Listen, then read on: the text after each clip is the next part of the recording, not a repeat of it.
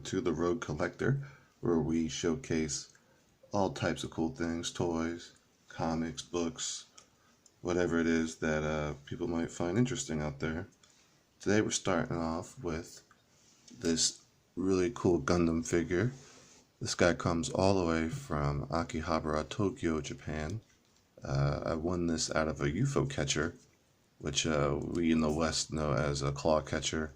You know, there's a bunch of toys or whatever it is in a bin. You try to get the little robot or machine hand to reach down, pick something up, and pull it out for you. Usually it doesn't work out, but for whatever reasons, at this particular game center or arcade in Akihabara, I was able to win pretty consistently at this one particular machine, so I have a few items out of there.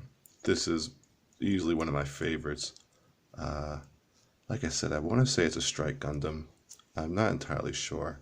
If anybody watching this knows, please feel free to put in the comments. I know there are some serious Gundam fans out there. So, get a close look here. You can see how well detailed the face is. You know, this is, I mean, honestly, for something that came out of a claw catcher, it is incredibly detailed and just really cool figure. It's a type of, it's not a hard plastic. It feels like it's like a vinyl plastic or something like that. Pretty soft. Unfortunately, it's got a bit of a stain here, which I don't believe has to do with the plastic itself getting older and sort of, wearing out as older plastics in particular do over time. This appears to be more due to the packaging that it was in. It was in a kind of yellow plastic, cheaper plastic packaging. And since it had been in there for so long, it looks like some of it leached into the paint here. So it wouldn't surprise me if maybe there's like a soft solvent out there that could probably get this off. Someone who's really good at restoring toys and whatnot could probably get that sorted out. Or, someone who's a real hobbyist, as you can see, there's a good amount of easily accessible screws on here. So this figure could probably, be willing to bet, be easily customized that way just by opening it up and, taking it apart a little bit, repainting it, or just masking off, certain areas. You mask off here and in here, and just going at it with an airbrush. You could make it the more traditional, red, white, blue, yellow color scheme that you see in the Gundam series, or whatever you want. Maybe put some metallic on the crest here. A lot of options with this figure. So let's get into the posability real quick. As you can see, the shoulders do a good rotation here. All right, shoulder pads are easily flexed, and you get a closer look at the joint there. It's a ball socket joint. Flexibility there. Hands can rotate.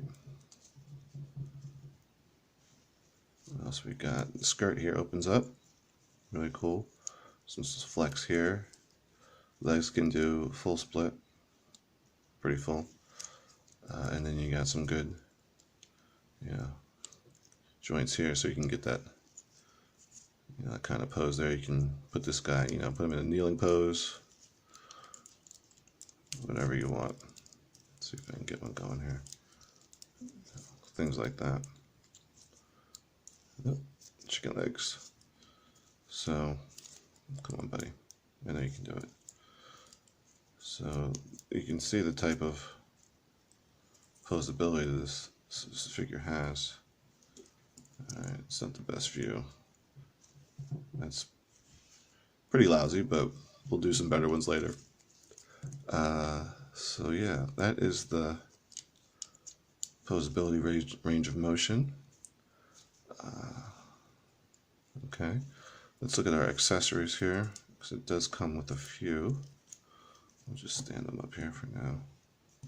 And we have them look up at us a bit. Hey. Alright. So there he is. As far as parts go, or accessories, alright, this Guy comes with 2 knives and this really cool shield here.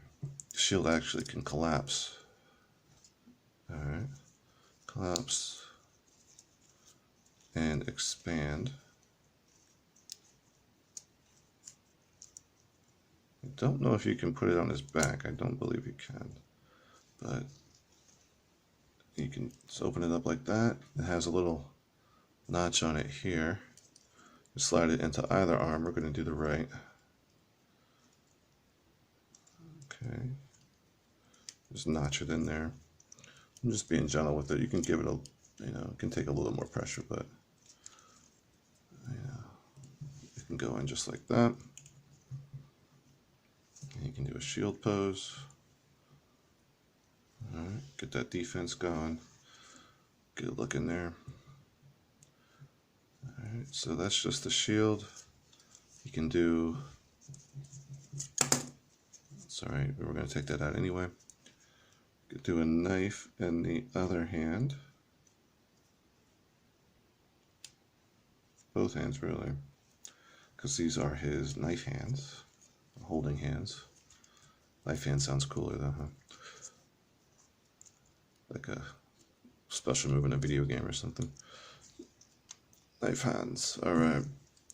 So there he is. He's got the knives out. Shout out to it's my man, Star Wars guy Ryan Johnson. I believe he did Knives Out, or maybe it was Guy Ritchie. I don't know. I've been watching movies lately. So there you go. You can do his knife pose.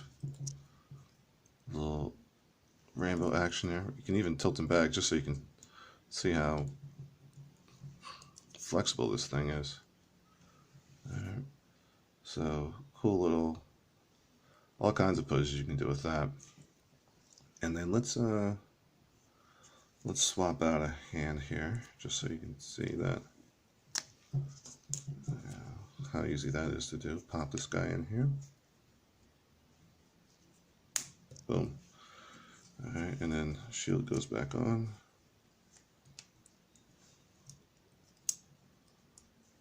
Right up here. Okay, so here we have our shield, our knife. Don't know if that's how you would want to go into combat. Shield and knife. It's maybe a little too close for comfort, but I've always thought knife figures, knife characters in video games and whatnot were always kind of cool. They, tend to be the ones I'll pick, just because I like the aesthetic, not necessarily how practical it would be to fight with 2 knives and/or 1 when someone's got something bigger like a sword or a gun. So anyway, there you have it. Little knife has a little bit of weight to it. So that's our guy. Strike Gundam, I believe. And like I said, if anybody knows the exact style of Gundam it is, please put it in the comments. Get rid of that shield anyway. So the shield, it lodges in there well enough, but as you can see, it does it can come out easily. Oh. And also, looks like you can kind of snap apart easily too. We'll just get that back in there. How does that go?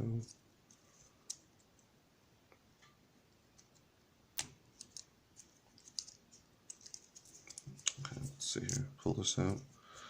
It's good that that happened because I wanted to showcase something else with the shield while we were at it.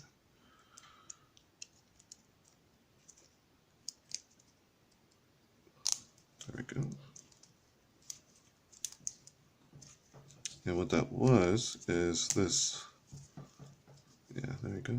So it just pulls out like that. Want to be careful with it, but it all goes in pretty easily. And that is this back, what I wanted to show was this back hinge here. Now it came with this interesting little, I don't know what this piece is for. to this day. Looks like it can go into the forearm of the figure, maybe. But I've always just used this little hook here to pull this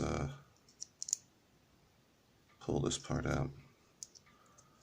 And I'm not really even quite sure what this is for because it lodges in here. It doesn't seem to fit the hands, but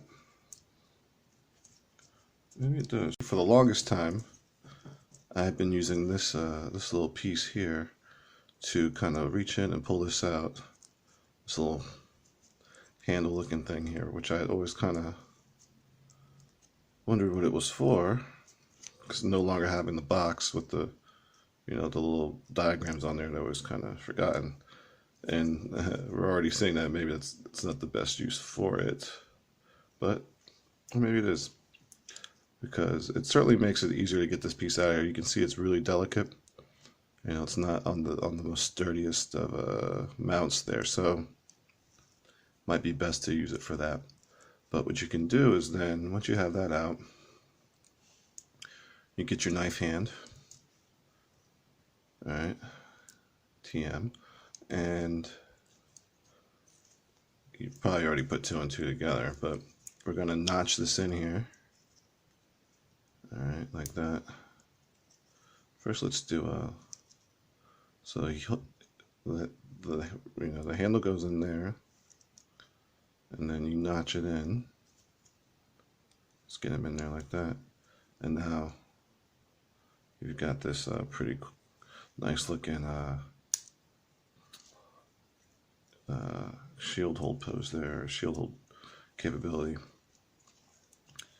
And let's get them closer so you can see everything. Get this popped out. All right, and so there you have it. Pretty neat. Funny, after 10 years, I'm just discovering that it can do that. Rediscovering, really, because now that I think about it, I think there was a depiction of that on the box back when I had it.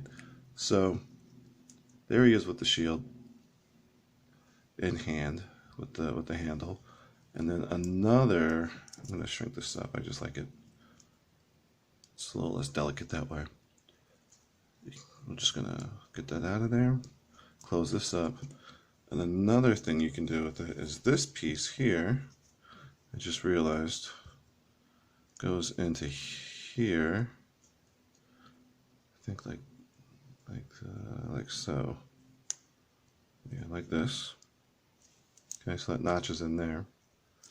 Get a closer look there. All right, you notch that in. Ooh. Hopefully that auto refocus of the camera isn't getting anybody nauseous.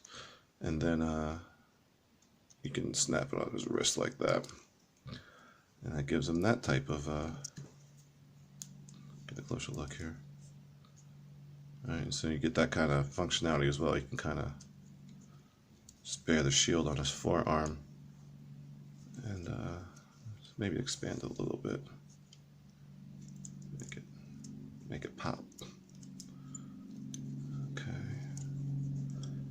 If you hear any noise in the background, that is a plane flying over my little studio here, so bear with me. It's a nice day out, so folks are taking to the skies. And so there we have him with the shield, another shield variation. Terrible pose yet again. Took some photos earlier. I'll mix those in if you haven't seen them already in the video.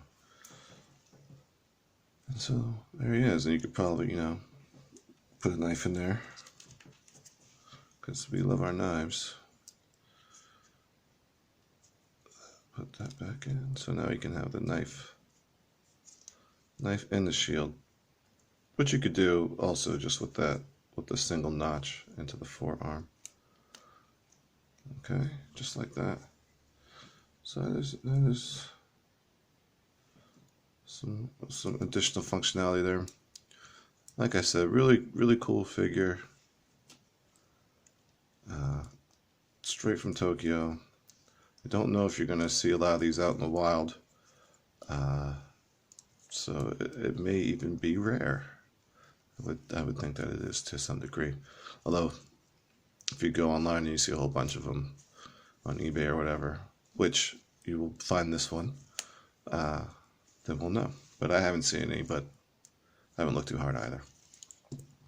Alright, so there he is. Put him back there. Collapse the shield, put it back down there.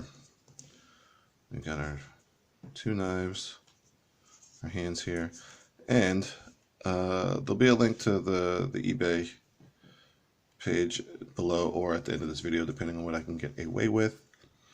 And whoever wants this figure can also get this for free with it. This is a not quite sure what kind of Gundam this is, but it's one of those ones that transform, in the series, or if you actually had a more robust model or whatever, it would transform.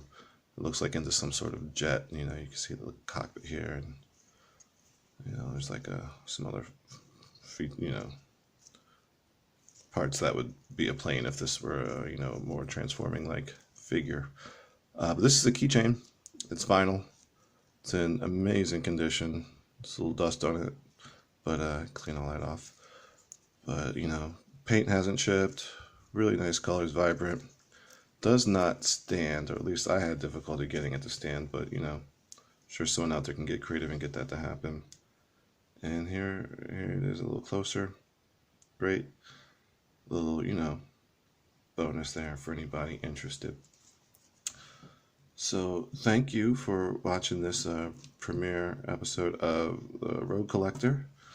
The Rogue Collector channel. We'll be showing off some comics. We'll be showing off some other really unique and interesting finds, and putting them out there for anybody who wants them. So thanks again, and see you next time.